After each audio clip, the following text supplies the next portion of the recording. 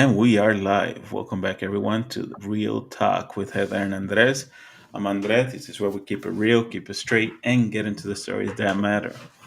We're not here for fluff. We want to hear your journey, your challenges, and your wins. Outstanding. And before we get started, people, this is for you guys. We appreciate the support. We appreciate the feedback. Don't forget to follow us on Instagram, YouTube, TikTok, Facebook, um, and share with anyone that you can feel and needs to hear this message and our stories. And again, if you want to share your story, please don't forget to go to our website, realtalk.live, and put an application in so we can hear your stories and make an impact in somebody else's life. So yeah, before we dive into a little further, I wanted to take this moment to say happy birthday to my son, Xavier Bomba. I love you, kiddo. Appreciate you. Happy birthday. Excited to see you. Happy birthday. Hope you have a great So day today. absolutely. Well, hey, we want to continue today. Let's dive into it. On the psychology of home buyers. We were going through the book that we are providing to you guys for free as well. So don't forget to go to our website, our channel, and get your free copy of the book. Right. So Heather, what is one thing you want our audience to take away from today's episode? Probably just communication. I know we talk about that a lot, but that communication is key. And communication, the more you communicate, the more trust you build, the better the relationship you can have with your current clients, your leads, as well as referral clients, because you're going to have that trust built in with your clients. Just communicate so that you know what they're looking for, you know how they're feeling. This whole book has really been about the psychology of the buyer. So if you don't know what the mindset and the frame of mind of your buyer is, how can you actually really help them along this home buying journey?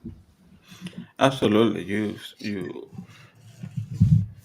You have to sit down and really ask the hard questions, right? And this is exactly where we left off, right? Resetting expectations on home ownership. I know we briefly touched on that last on Tuesday.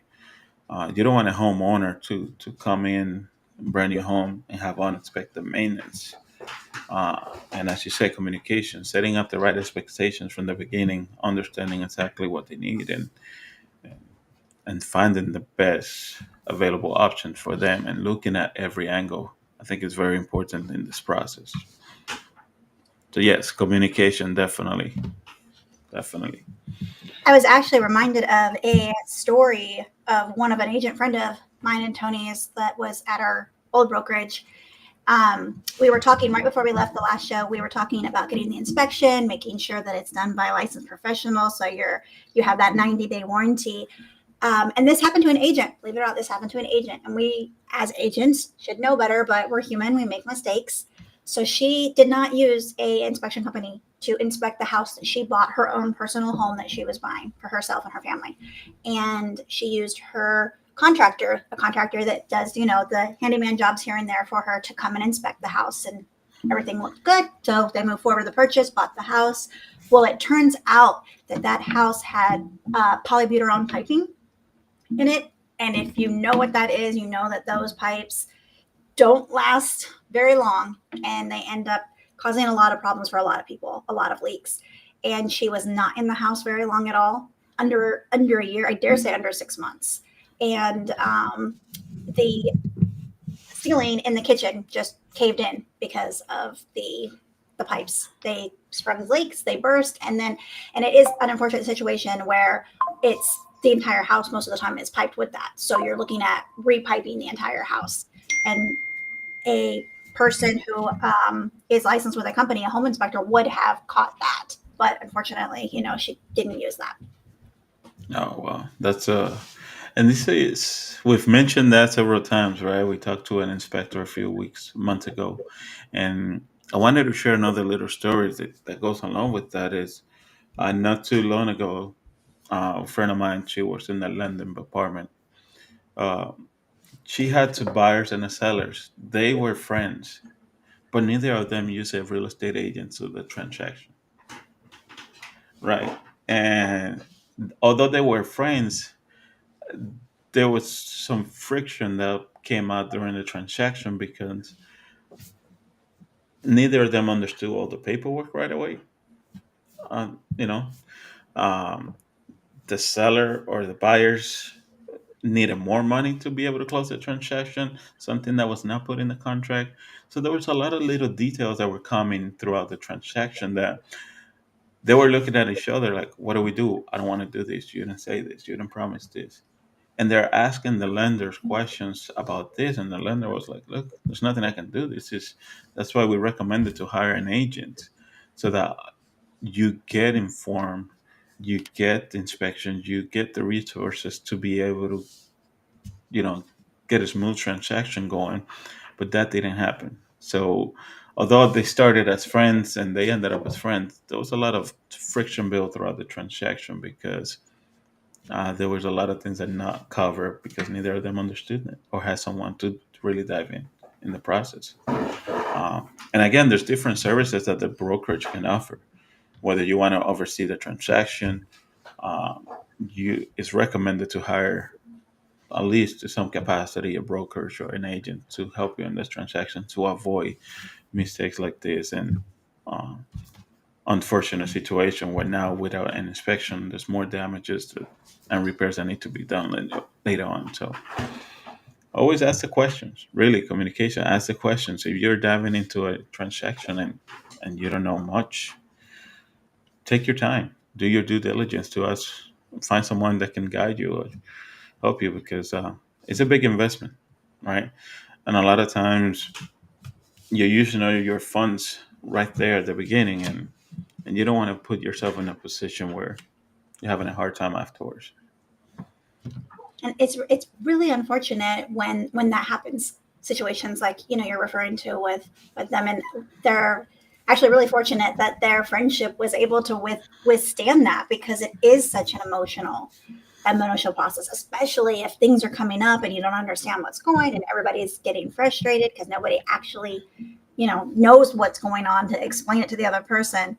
So I'm glad they were able to keep that friendship intact throughout that process. I'm sure it's probably not the same friendship it was before, but at least they still have the friendship. Yeah, and I love what when we talked to Caleb about 2 weeks ago, what Creative Financials company does as from an investor perspective. Uh, they want to make sure that that buyer has at least 5 or 6 months of of mortgage of revenue saved in order to take care of that property. Because again, you don't want to put somebody in a position where they buy a house and a home, and next thing you know, they're not able to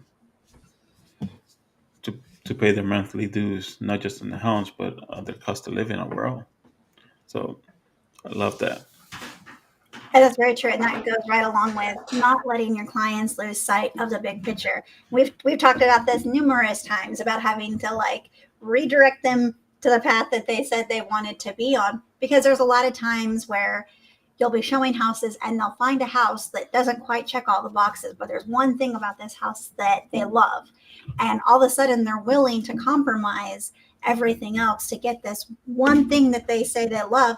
But a lot of times in that moment, you're like, yeah, I can drive an extra 30 minutes to work for this house. It's not that big of a deal. Or, yeah, I can move like an hour away from my family. It's not that big of a deal. Well, we said we needed a ranch, but we can deal with those steps. We can make the wheelchair go up the steps. It's okay. And you have to redirect your clients and say, hey, let's really, really think about this. And at the end of the day, if they're like, no, no, no, this is the house I want, then that's the house they want. But a lot of times a conversation with them to ground them back into reality of what they said they wanted and not letting them lose sight of that big picture. Absolutely. I love the quote on the next slide over, which is if you're moving to a place far away from your friends, but it has nicer stuff, it's not a great deal for your happiness, right?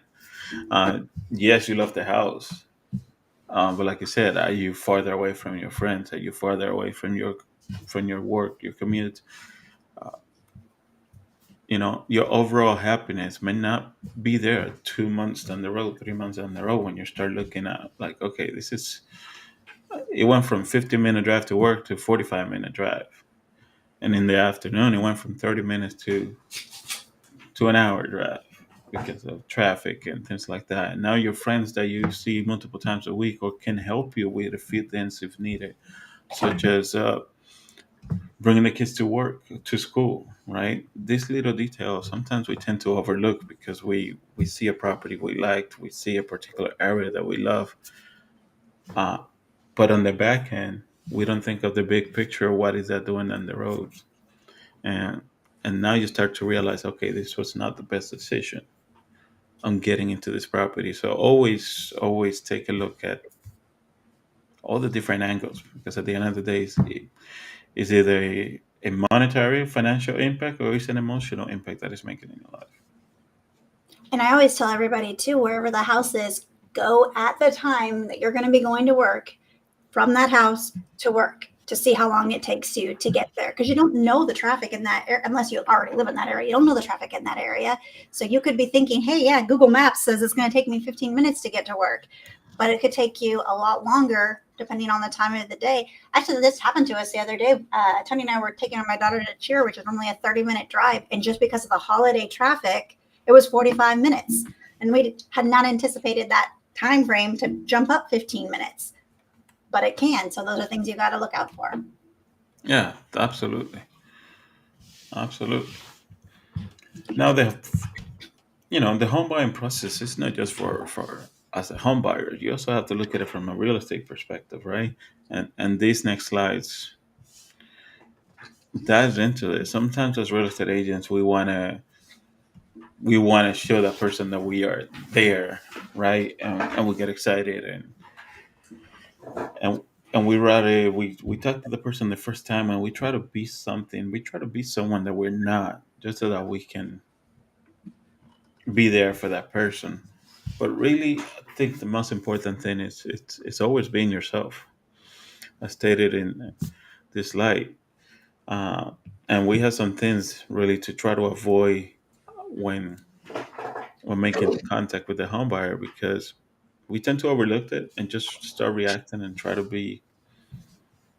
We just start to getting into a sales mode, right? Have you ever seen that? Yes. I've seen a lot of agents that get into sales mode that are very pushy. Or like number one here is making wild promises, making, these outrageous promises, which a lot of times you'll hear advertisements and you'll see something. I used to see them a lot when the market was hotter. Like, oh, I just sold this house in 3 days. I can sell your house in 3 days too. Yeah, I've seen a lot of those. And one thing about real estate is it's not always about the quick sale. It's about the lifelong relationships that you're building in the process, right? These are great friends that you're building, family members that you're expanding, that could vouch for you and say, "Hey, I have someone to that would be able to help you," right? And as you said, some of the common things to avoid: um, being too persistent.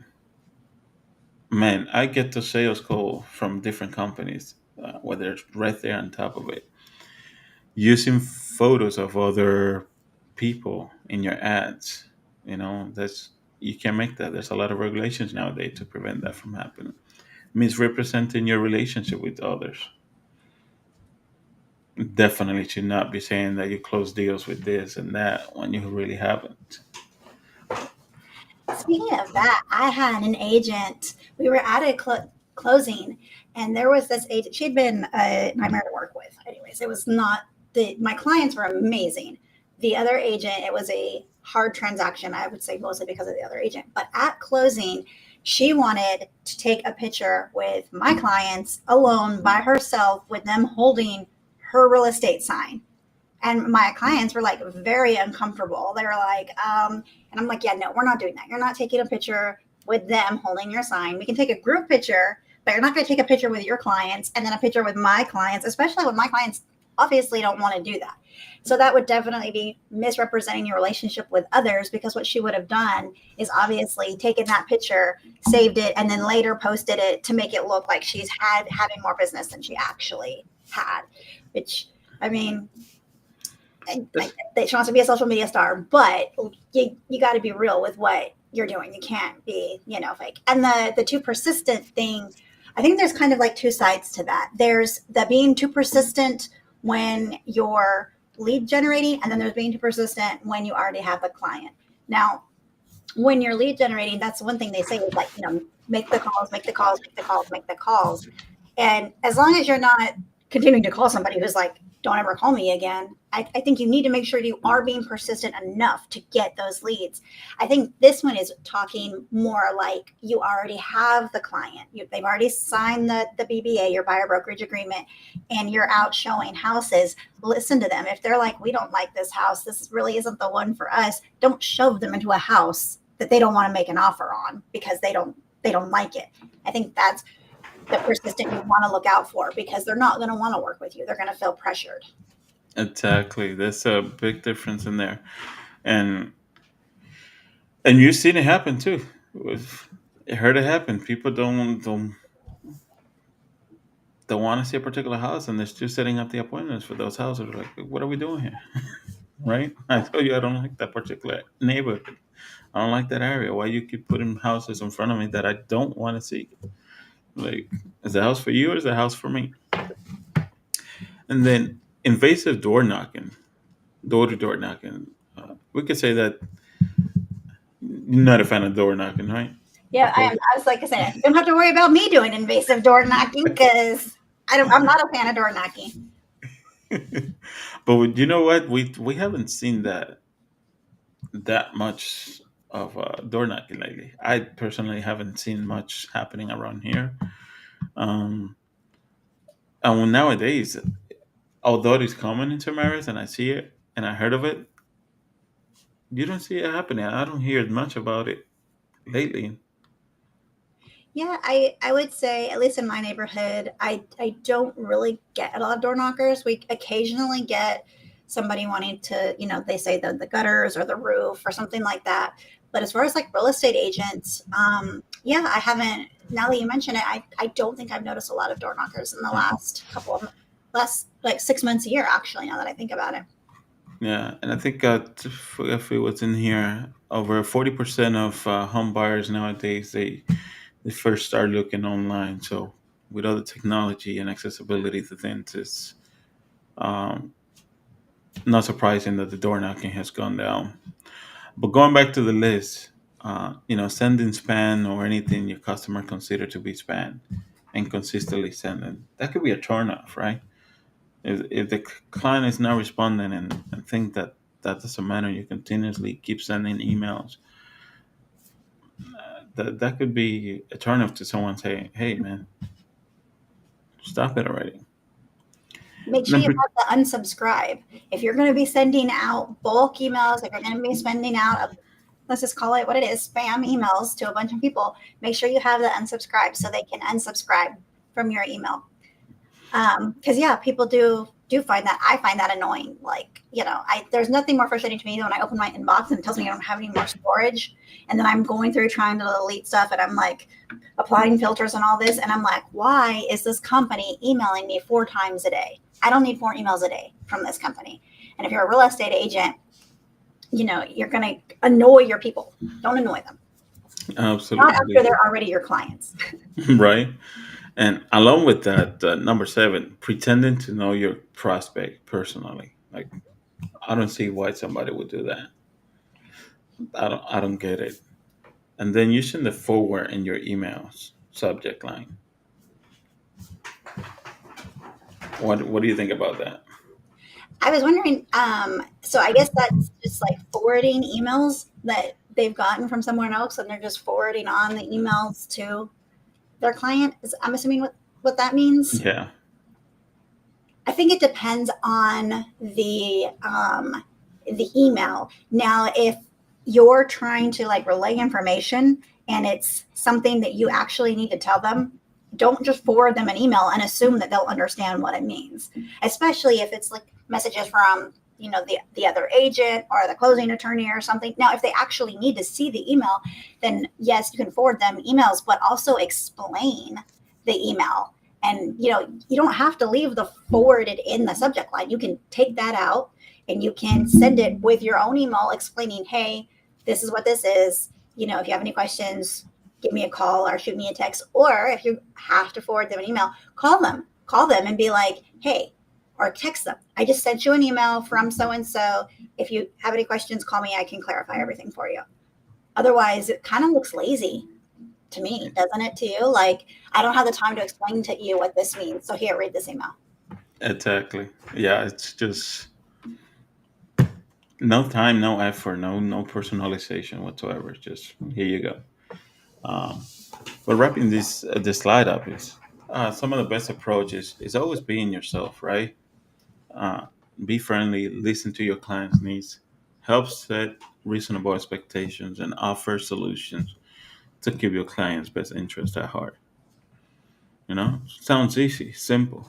So make it happen. Just be genuine. What we say, just be your genuine self and be a good person. You would think that that is self-explanatory, but it's not a lot of times, which is crazy. And it leads us into the next slide, which is a quote: "Successful people are always looking for opportunities to help others. Unsuccessful people are always asking, 'What's in it for me?'" And this was a quote by Brian Tracy. And I was thinking about that, and that is so true. That is so true. Yeah, it's. I have that question before, and I've come in situation and talked to people that is really the first question they ask. What's in it for me? I'm gonna help you do this, or if I join you in this, what's in it for me? And for me, that's a turn off. A lot of times, I'm always looking for ways, and you know me personally, looking for the best interest of somebody else, always. And my wife, I've always done that. It's been my go-to since I can remember. Uh, and over recently, the past few months, you know how I went to I did the sitting for the new construction sites, Mhm. right? And they asked me last minute, "Hey, can you cover for me tomorrow?" Hey, I had to, the person sitting just not going to be able to cover. Can you just help? And if I can, I'm always there. No questions asked. If I can, if I look at my calendar and I'm able to do it, I do it. And I forgot who it was that asked me, "Why you always, just jumping in and being able to help?" Like, that's it. It's just my nature. I'm putting somebody else's interest at first. Uh, what's in it for me? It's an opportunity for me to just help out. That's what's in it for me. Nothing else, and everything else will fall apart accordingly. But oftentimes you hear that, and what's in it for me? And for me, that's a turnoff because if I'm asking, sometimes I'm doing something. What I'm doing is not even on my best interest. I just want you to partner up with me and helping this other person do that. And when somebody asks me what's in it for me, I'm like, okay, you're not the right person to ask. Like, I'm trying to help somebody else without expecting anything in return. Sometimes you just got to go for it. And I've seen that happen so many times. I've definitely seen that with you. You are very similar to Tony. You guys are both givers, and you'll give and give and give, and you don't ask for anything in return. And a lot of times, there are people out there that take advantage of that.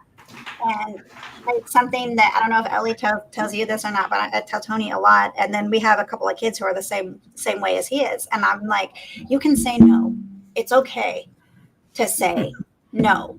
Like, if you actually really can't do something, stop trying to like bend over backwards to like, do everything for everybody. Sometimes you have to like say, I can't do everything for everybody, and I have to take it back, a step. It's nothing's more frustrating than seeing like you and Tony and some of the kids devote like everything they have to everybody else, and then when they need something or they need help, where's all those people? It's hard to ask. For me, it's hard to ask for anything. Like, I could be in a hole. I could be in a pickle. You name it. I For me, it's hard to Like, ask I'm fine, for I'm something. fine. I'm good. Just a prime example happened the other day, right? And I'm driving home, and my car shuts down right in the middle of the road. The car behind me almost hit me. I put the car back on. I drove a few more feet, almost stops again at the top of the hill, but I managed to use that momentum and just get off the street. The car behind me almost hit me, and my partner called me, said, "Hey, I heard this happen. You need anything? You need me to go pick you up? You need, hey, whatever you need. Let's go take it to the shop right now. Let's take care of it right now." I'm like, "No, I don't need anything. I'll take care of it." Call the tow truck, right? And again, this is just a story. This happened to me 2 days ago, on Tuesday actually, right after the podcast. So I'm like, I called the tow truck. I called the truck. Oh, 45 minutes out. Friend calls me back. Yo, you need anything? I can go pick you up. Let's do it again. I'm like, no, they're 45 minutes out. I'm fine. I'm only 5 miles down the road from my house. Turned out it took him about 2 hours, 2 hours and 50 minutes to get there. Oh my God. And he called me up 2 hours in, and he's like, "You still there?" I'm like, "Man, I told you I got you." I'm like, "No, man, I'm good." They're right here. I just talked to them. They're right down the street. So I'll be home in about 15 minutes. Uh, but it's one of those things. It's hard for me to ask for anything. Even now, I'm in a situation where I could have said, "Hey, can you just take me home and they'll pick up the car over here?" That's it. You know. No, I sat in the car, 28 degrees temperature. Car couldn't stay on. I couldn't keep the heater on. By the time the tow truck was there, my feet were frozen. Uh, but I couldn't ask for anything. Oh my God. But if somebody asked me, "Hey," I will be over there, no questions asked. So yeah, sometimes I definitely see it. Sometimes you got to say no, but it's And hard. sometimes you gotta ask. Sometimes you gotta ask for help. It's okay It's to ask. it's So so hard though. So I it's like so hard to ask for anything. I know. But maybe we should make that one of your like goals for next year is practicing asking for help if you need help or assistance doing something. But this ties in into this topic, right? As the psychology from home buyers. You gotta ask those hard questions. You as a both as a real estate agent and as a consumer, as a client, you gotta ask the real estate agents the questions that you have in mind. You know, dive into the details of the process, set the right expectations because you cannot assume that they know what you feel, what you want, right? And as a real estate agent, you cannot assume that everything that you're saying is the right thing for them. You cannot assume that they are doing the right things, that you're doing the right things for that particular family because you work with somebody else and had a similar situation. No, everyone's experience is different. Everyone's struggles on a daily basis is different. Everyone's concern, situation, mindset, it's different. Ask the questions, have those tough conversations, set the right expectations, and be able to guide them in the right way because at the end of the day, you want them to have a magnificent experience, a unique experience, uh, and to be the best one. You're building a long-term relationship with these people. Uh, it's not just a one-time client, right? That's how I see it. That's They how will I be if approach you it. don't build that relationship. Huh? You said they're not just a one time client and said they will be if you don't build that relationship. Exactly, exactly. And oftentimes we see it, and I see posts on Facebook and social media. Hey, my brother is buying a home. He's using a house. Sorry, he's using another real estate agent. Hey, my friends is using a real estate agent. I'm a real estate agent. Why? What? They didn't let me know. You know, are you sitting down and having those conversations? Do they know your real estate agents, and are you the best real estate agent for them? You know, sometimes we get upset because we lose certain business, but are we doing the right things? Are we having the right conversations? And most of the time, it's not. You know, you're losing business because you're not doing a great job on what you do. Let's be honest. You're And not not. everybody is a good fit. Not everybody is a good fit for each other. Not everybody wants to put a transaction of this magnitude in your hands for whatever reason. They just like, I don't want to use you. And you have to say, okay, like if you put it out there, this is how I can help you, and they don't choose you, that is okay. And you have to sometimes accept the fact that if it is your brother or a cousin or an in-law or whoever, and they're like, yeah, I just don't want to use you as my agent. And it could be for whatever reason. It could be they don't want you to know their finances. It could be that they don't want you to see them going through something like that. Or they could be they promised somebody else that they would use them and they don't want to back down on that. So, it is what it is. It sucks because yes, you're like, yes, I wish you would have used me, but have that conversation with them. Find out if you need the answer as to why. Have that conversation, find out, and then accept it and move on. Yeah, absolutely. And in the same capacity, sometimes the client, the customer, is not a great fit for that agent, and the agent has to fire them. It goes both ways. If it doesn't work, you have the right to terminate that contract, that relationship, and allow somebody else that can really help them and maximize that experience for them to help them. Just because you want a transaction doesn't mean you have to follow through, even though you're not happy. And it doesn't match. Like, I rather say, hey, I have somebody else that can better help you in this particular transaction, right? I'm gonna connect you with them, and I think it will be a great fit for you guys to get this going in the right direction. I personally feel like you're not gonna get the best with me. Let me allow somebody else to do that for you. Well, we're out of time today, but I will share next week. Remind me a story like that with you. I actually, and I don't know if I've shared this story before or not on the podcast, my very first client ever in real estate was a listing that I got from cold calling, and I ended up having to fire that client for it's a long story, but that was my first experience in real estate. And my coach and my broker at the time were like, trust us, this is not how this normally is. Don't let this ruin real estate for you, because it was very disheartening for me. I was like, I studied, I passed my test, I got my license, all of that work. This is the crap I have to deal with. I don't want to do this. So luckily I had a good support system at the time, but had I not, I could definitely see a situation like that happening and a person being like, yeah, I'm done. I'm out. I'm not doing this. I can't do this for the rest of my life. So, Yeah, no, definitely. And even for a home buyer, right?